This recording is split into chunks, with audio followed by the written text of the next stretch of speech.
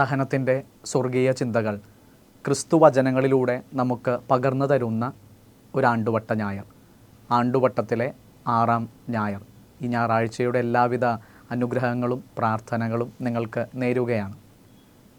കഴിഞ്ഞ 2 വർഷമായിട്ട് രാവിലെ 6:30 പരിശുദ്ധ ബലി അർപ്പിച്ചുകൊണ്ടിരിക്കുന്നത്. വൈപ്പിൻ പെരുമ്പള്ളി ക്രിസ്തുജയന്തി ആശുപത്രി ചാപ്പലിൽ എല്ലാ ദിവസവും രാവിലെ 6:30 കുർബാനയുണ്ട്. പരിശുദ്ധ കുർബാനയ്ക്ക് ശേഷം വാർഡുകളിലായിരിക്കുന്ന, ആശുപത്രി മുറികളിലായിരിക്കുന്ന രോഗികൾക്ക് പരിശുദ്ധ കുർബാന സമ്മാനിക്കാൻ വേണ്ടി, ദിവ്യകാരുണ്യ ഈശോയെ കൊടുക്കാൻ വേണ്ടി പോകാറുണ്ട്. ചില സമയങ്ങളിൽ പരിശുദ്ധ ബലി കഴിഞ്ഞ് നിൽക്കുമ്പോൾ വാർഡിൽ നിന്ന് ഫോൺ കോൾ വരും. ഒരു രോഗിക്ക് കുമ്പസാരിക്കണമെന്ന് ആഗ്രഹമുണ്ട്. അങ്ങനെയുള്ളവരെ ചെന്ന് കുമ്പസാരിപ്പിച്ച് അതിനുശേഷം അവർക്ക് ഈശോയെ ദിവ്യകാരുണ്യത്തിൽ സമ്മാനിക്കാറുണ്ട്. ഒരു ദിവസം രാവിലെ 6:30 പരിശുദ്ധ ബലി കഴിഞ്ഞ് നിൽക്കുന്ന സമയം ഇതുപോലൊരു ഫോൺ കോൾ വരികയാണ്. വാർഡിൽ ഒരു രോഗിക്ക് കുമ്പസാരിക്കണം. അങ്ങനെ ആ കുമ്പസാരിക്കുവാനുള്ള രോഗിയുടെ മുറിയിലേക്ക് കടന്നു ചെല്ലുന്നു. അവിടെ 28 വയസ്സുള്ള ഒരു മകളെയാണ് കണ്ടത്. അവൾ പറഞ്ഞു, അച്ഛാ ഒന്ന് കുമ്പസാരിക്കണം. അവൾ കുമ്പസാരിച്ച് തുടങ്ങുന്നുണ്ട്.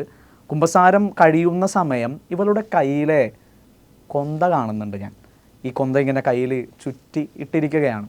ആ കൊന്തയെ ശ്രദ്ധിക്കാൻ കാരണം മറ്റൊന്നുമല്ല, ആ കൊന്തയോട് ചേർന്ന് ആ കൊന്തയിൽ തന്നെ കെട്ടിയിട്ടിരിക്കുന്ന ഒരു ചെറിയ പേപ്പർ കഷ്ണം ഉണ്ടായിരുന്നു. ആ പേപ്പർ കഷ്ണത്തിൽ എന്തോ ആ മകൾ കുറിച്ചിട്ടിട്ടുമുണ്ട്.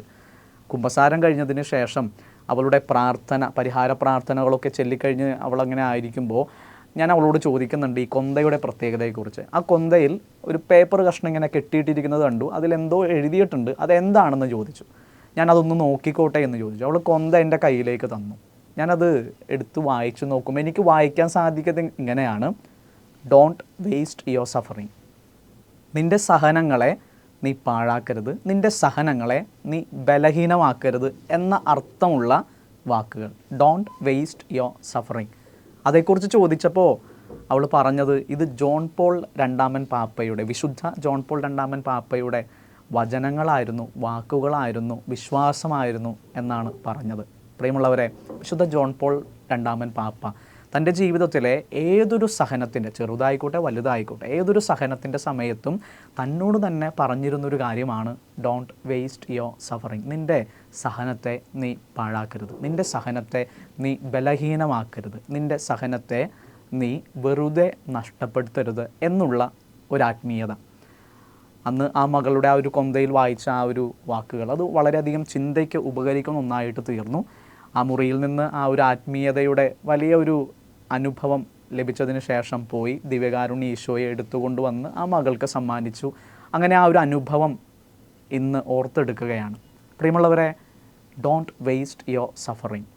നിങ്ങളുടെ ബലഹീനതയെ, നിങ്ങളുടെ സഹനത്തെ നിങ്ങൾ ബലഹീനമാക്കരുത്, നിങ്ങളുടെ സഹനത്തെ നിങ്ങൾ പാഴാക്കരുത്. അത് വലിയ ഒരു ആത്മീയതയാണ്.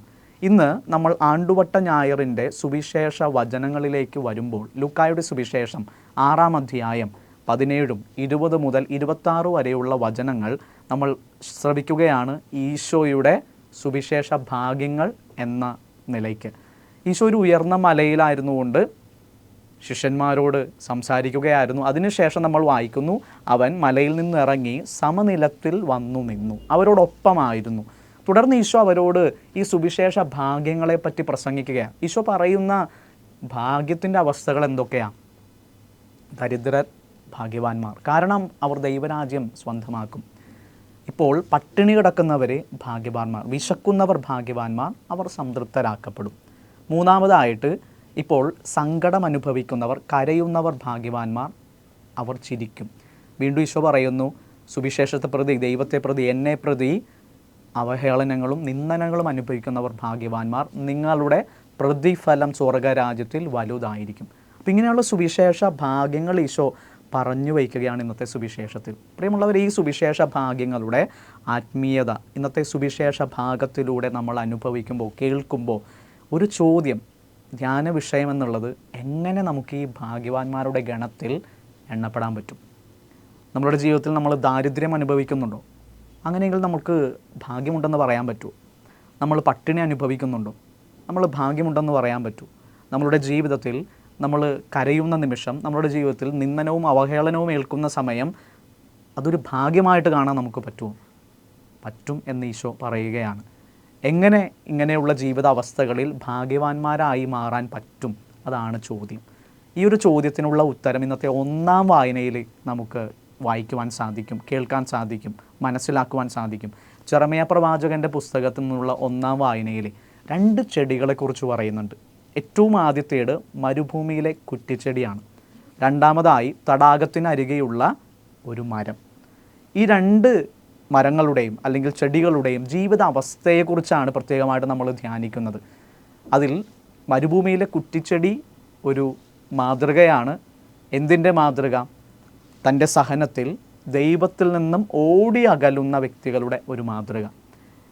ഈ ഒരു ജെറമ്യാ പ്രവാചകൻ്റെ പുസ്തകത്തിലെ തടാകത്തിനോട് ചേർന്നായിരിക്കുന്ന മരം, അത് തൻ്റെ സഹനത്തിൽ ദൈവത്തോട് കൂടെ ആയിരിക്കുന്ന വ്യക്തികളുടെ ഒരു മാതൃകയും. ഇങ്ങനെ നമ്മളുടെ ജീവിതത്തിൽ, നമ്മളുടെ സഹനത്തിൽ നമ്മൾ എപ്രകാരമുള്ളവരാണെന്ന് തിരിച്ചറിയാൻ നമുക്ക് സാധിക്കണം. ജീവിതത്തിൽ നമ്മളുടെ സഹനങ്ങളിലൂടെ കടന്നു പോകുമ്പോൾ നമുക്ക് ഭാഗ്യമുണ്ടാകണമെങ്കിൽ ആ സഹനത്തിൽ ദൈവത്തോട് ചേർന്ന് നിൽക്കുന്നവരായി നമ്മൾ മാറണം. ദൈവത്തിൽ നിന്നും മുഖം തിരിക്കാത്തവരായി മാറുവാൻ നമുക്ക് സാധിക്കണം. ആ ഒരു മരുഭൂമിയിലെ കുറ്റിച്ചെടി ദൈവത്തിൽ നിന്നും അകന്നു നിൽക്കുന്ന ഒരു ജീവിതാവസ്ഥയുള്ള ഒരു കാര്യമാണ് നമുക്ക് തിരിച്ചറിയാൻ പറ്റും. അതുകൊണ്ട് അതിനെന്ത് സംഭവിക്കുന്നു? അതിന് ഋതുഭേദങ്ങൾ ലഭിക്കുന്നില്ല, അനുഗ്രഹങ്ങൾ ലഭിക്കുന്നില്ല. അത് മരുഭൂമിയിലെ വരണ്ട നിർജീവമായിട്ടുള്ള മണ്ണിലാണ് ആയിരിക്കുന്നത്. അതായത് നിരാശയെ സൂചിപ്പിക്കുകയാണ്, കൃപയില്ലാത്ത അവസ്ഥയെ സൂചിപ്പിക്കുകയാണ്. എന്നാൽ ആ ഒരു തടാകത്തിനരികെയുള്ള മരം, അത് തൻ്റെ സഹനത്തിൽ, തൻ്റെ ജീവിതത്തിലെ എല്ലാ അവസ്ഥകളിലും ദൈവത്തോട് ചേർന്ന് നിൽക്കുന്ന ഒരു ജീവിതാവസ്ഥയാണ്.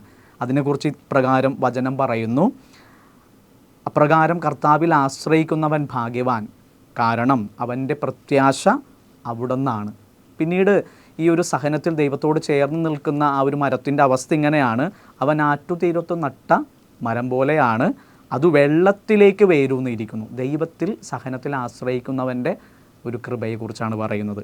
അത് വേനൽക്കാലത്തെ ഭയപ്പെടുന്നില്ല, അതിൻ്റെ ഇലകൾ എന്നും പച്ചയായിരിക്കും, വരൾച്ചയുടെ കാലത്തും അതിനുൾക്കണ്ടയില്ല, അത് ഫലം നൽകിക്കൊണ്ടേയിരിക്കും. പ്രിയമുള്ളവരെ, ഇന്ന് നമുക്കൊന്ന് ധ്യാനിക്കാം. എൻ്റെ ജീവിതത്തിൽ ഒരു സഹനത്തിലൂടെ, അത് ചെറുതായിക്കോട്ടെ വലുതായിക്കോട്ടെ, ആ സഹനത്തിലൂടെ ഞാൻ കടന്നു പോകുമ്പോൾ, ആ സഹനം ഒരുപക്ഷെ എൻ്റെ ദാരിദ്ര്യമാകാം, ആ സഹനം ഒരുപക്ഷെ എൻ്റെ സന്തോഷമില്ലാത്ത അവസ്ഥയാകാം, ആ ഒരു സഹനം എന്നുള്ളത് എൻ്റെ ജീവിതത്തിലെ പട്ടിണി കിടക്കുന്ന അവസ്ഥയാകാം, ശരീരത്തിൻ്റെയും ആത്മാവിൻ്റെയും തലങ്ങളിൽ, മനസ്സിൻ്റെയും തലങ്ങളിൽ. ആ ഒരു സഹനം എന്നുള്ളത് എൻ്റെ ജീവിതത്തിലെ ഞാൻ അനുഭവിക്കുന്ന നിന്ദനമാകാം, അവഹേളനമാകാം, എൻ്റെ ജീവിതത്തിലെ ഉത്കണ്ഠകളാകാം. ആ സഹന നേരത്തൊക്കെ ദൈവത്തിൽ ആശ്രയിക്കുന്നവരായി നമ്മൾ മാറുന്നുണ്ടോ? അങ്ങനെയാണെങ്കിൽ ആ തടാകത്തിന് അരികെ നട്ട ആ ഒരു മരം പോലെ ഏതെല്ലാം കാലങ്ങൾ മാറി മറിഞ്ഞാലും എന്നും ഫലം നൽകുന്ന വ്യക്തികളായിട്ട് മാറും. നമ്മളുടെ എല്ലാ സഹനങ്ങളെയും ദൈവത്തിലേക്കുള്ള ചവിട്ടുപടികളാക്കി മാറ്റുന്നവരായി മാറാൻ നമുക്ക് സാധിക്കും. ആ ഒരു ജീവിതാവസ്ഥയാണ്, ആ ഒരു ജീവിത വീക്ഷണമാണ് നമ്മളുടെ സഹനങ്ങളിൽ ആത്മീയമായി നമുക്കുണ്ടാകേണ്ടത്. അങ്ങനെ വരുമ്പോൾ നമ്മളുടെ സഹനങ്ങളെ നമ്മൾ വേസ്റ്റാക്കുന്നവരായിട്ട് മാറുന്നില്ല, നമ്മളുടെ സഹനങ്ങളെ ബലഹീനമാക്കുന്നില്ല, നമ്മളുടെ സഹനങ്ങൾ നമ്മൾ പാഴാക്കുന്നില്ല. മറിച്ച് ആ സഹനങ്ങളെ ദൈവത്തിലേക്ക് അടുക്കാനുള്ള കൃപയുടെ അവസരങ്ങളായിട്ട് നമ്മൾ കാണും. മദർ തെരേസ ഇങ്ങനെ പറയുന്നുണ്ട്: എൻ്റെ ജീവിതത്തിലെ ഓരോ സഹനവും എൻ്റെ ദൈവം എന്നെ ചുംബിക്കുന്ന അനുഭവമാണ് എനിക്ക് നൽകുന്നത്. കാരണം ആ ഒരു നിമിഷം ഞാനും എൻ്റെ ദൈവത്തോട് ചേർന്ന് ആയിരിക്കുന്നു. പ്രിയമുള്ളവരെ, ഈ ഒരു ഡോണ്ട് വേസ്റ്റ് യുവർ സഫറിങ്, ആ ഒരു ആത്മീയത എനിക്ക് ജീവിക്കാൻ പറ്റുന്നുണ്ടോ എന്ന് നമുക്ക് ഓരോരുത്തർക്കും വ്യക്തിപരമായിട്ടൊന്ന് ചിന്തിക്കാം. പഴയ നിയമത്തിലും പുതിയ നിയമത്തിലും തങ്ങളുടെ സഹന നിമിഷങ്ങളിൽ, അത് ദാരിദ്ര്യത്തിൻ്റേതായിക്കോട്ടെ, പട്ടിണിയുടേതായിക്കോട്ടെ, അത് സങ്കടത്തിൻ്റേതായിക്കോട്ടെ, അതോടൊപ്പം തന്നെ അത് നിന്ദനത്തിൻ്റെയും അവഹേളനത്തിൻ്റെയും ആയിക്കോട്ടെ, ഈ സാഹചര്യങ്ങളിലൊക്കെ ദൈവത്തിൽ ആശ്രയിക്കുന്നവരായി മാറിയ ഒരുപാട് വ്യക്തികളെ നമുക്ക് കാണാൻ പറ്റും. ദാരിദ്ര്യത്തിൻ്റെ സഹനമുഖം നമുക്കൊന്നെടുക്കാം. നമ്മൾ ജോബിനെ പഴയ നിയമത്തിൽ കാണുന്നുണ്ട്. സഹനദാസനായ ജോബ്, മക്കളും എല്ലാ സമ്പത്തും നഷ്ടമായി ജീവശവമായിട്ട് കിടക്കുന്ന ജോബ് ഒരിക്കലും ദൈവത്തെ തള്ളിപ്പറയുന്നില്ല. ദൈവത്തിൽ തടാകത്തിനരികെ ആ ഒരു വെള്ളത്തിലേക്ക്, നീരുറവയിലേക്ക് വേരൂന്നിരിക്കുന്ന ആ മരം പോലെ അവൻ സഹനത്തിൽ ദൈവത്തിങ്കൽ ആശ്രയിച്ചായിരിക്കുകയാണ്. അവൻ അതിനെ മറികടക്കുന്നുണ്ട്, ഫലം നൽകുന്നവനായിട്ട് മാറുന്നുണ്ട്, കൃപ അനുഭവിക്കുന്നവനായിട്ട് മാറുന്നുണ്ട്. രണ്ടാമതായി പട്ടിണിയുടെ ഒരു സഹനമുഖം. സറാഫാത്തിലെ വിധവ, രാജാക്കന്മാരുടെ 1-ാം പുസ്തകം 17-ാം അധ്യായത്തിൽ നമ്മൾ വായിക്കുന്നുണ്ട്. തൻ്റെ ജീവിതത്തിലെ പട്ടിണിയുടെ അവസ്ഥയിൽ ജീവൻ ഒടുക്കുവാനുള്ള ഒരു സ്ഥിതിവിശേഷത്തിലേക്ക് പോകുമ്പോൾ അവൾ പ്രവാചകൻ്റെ സാന്നിധ്യത്തിലൂടെ വിശ്വാസം വീണ്ടെടുക്കുകയാണ്. നിറയുന്ന മാവായി, എണ്ണയായിട്ടൊക്കെ ദൈവം അവളുടെ ജീവിതത്തിൽ കൃപ നൽകുകയാണ്. മൂന്നാമതായിട്ട് സങ്കടത്തിൻ്റെ ഒരു സഹനമുഖം. സുവിശേഷത്തിൽ, പുതിയ നിയമത്തിൽ അനേകം വ്യക്തികൾ രോഗസൗഖ്യത്തിന് വേണ്ടി ഈശോയുടെ അടുക്കൽ വന്ന് കരയുന്നതായിട്ട് നമ്മൾ കാണുന്നുണ്ട്. അവരുടെ ആ ഒരു വിശ്വാസം, ആ ഒരു സഹനത്തിലെ ദൈവത്തിലുള്ള ആശ്രയം അതവർക്ക് കൃപ, സൗഖ്യം നൽകുകയാണ്. ഏറ്റവും അവസാനമായിട്ട് അവഹേളനത്തിൻ്റെ, നിന്ദനത്തിൻ്റെ സഹനമുഖം. നിരവധി കുഷ്ഠരോഗികളും ആ ഒരു 12 വർഷം രക്തസ്രാവത്തിൻ്റെ അസ്വസ്ഥത അനുഭവിച്ച മകളും ഒക്കെ സമൂഹത്തിൽ നിന്ന് അവഹേളനങ്ങൾ അനുഭവിച്ചവരാണ്. പക്ഷേ അവർ ആ ഒരു സഹനത്തെ ദൈവത്തിൻ്റെ സഹനത്തോട്, ദൈവത്തിൻ്റെ സ്നേഹത്തോട് ചേർത്ത് വെച്ച് അതിനെ മറികടക്കാനുള്ളൊരു വിശ്വാസം പ്രകടമാക്കി. വസ്ത്രത്തിൻ്റെ വിളുമ്പിലെങ്കിലും തൊട്ടാൽ മതി, നീ ഒരു വാക്കെങ്കിലും അരുൾ ചെയ്താൽ മതി, ഞാൻ സുഖം പ്രാപിക്കുമെന്ന് വിശ്വസിച്ചു. ആ ഒരു ആശ്രയം, ആ ഒരു വിശ്വാസം അവർക്ക് കൃപയായിട്ട് മാറി. തങ്ങളുടെ ജീവിതത്തിലെ സഹനങ്ങളെ പാഴാക്കാത്ത അനേകം വ്യക്തികൾ, തങ്ങളുടെ ജീവിതത്തിൽ ഡോണ്ട് വേസ്റ്റ് യുവർ സഫറിങ് എന്ന് സ്വയം പറയുന്ന വ്യക്തികൾ നമ്മുടെ ജീവിതത്തിൽ ആ ഒരു സഹന മുഖങ്ങളോട് ഈ ഒരു കൃപയുടെ ചിന്ത കാത്തു സൂക്ഷിച്ച് സഹനങ്ങളെയൊക്കെ ദൈവത്തിലോട്ട് അടുക്കാനുള്ള വഴികളാക്കി, ചവിട്ടുപടികളാക്കി മാറ്റാൻ നമുക്ക് പ്രത്യേകം പരിശ്രമിക്കാം. അതിനുവേണ്ടി ഈ ആണ്ടുവട്ട ഞായറിൻ്റെ ആത്മീയത നമ്മെ ഓരോരുത്തരെയും സഹായിക്കട്ടെ എന്ന് ഏറ്റവും ആത്മാർത്ഥമായി പ്രാർത്ഥിക്കുന്നു. ഏറ്റവും അവസാനമായി 2 വചനങ്ങൾ ഓർത്ത് നിർത്തുകയാണ്. പത്രോസിൻ്റെ 1-ാം ലേഖനം 5-ാം അധ്യായം 10-ാം തിരുവചനം. തൻ്റെ നിത്യമഹത്വത്തിലേക്ക് ക്രിസ്തുവിൽ നിങ്ങളെ വിളിച്ചിരിക്കുന്ന അനുഗ്രഹദാതാവായ ദൈവം നിങ്ങളെ അല്പകാലത്തെ സഹനത്തിനു ശേഷം പൂർണ്ണരാക്കുകയും സ്ഥിരീകരിക്കുകയും ശക്തരാക്കുകയും ചെയ്യും. വീണ്ടും യാക്കോബിൻ്റെ ലേഖനം 1-ാം അധ്യായം 12-ാം തിരുവചനം.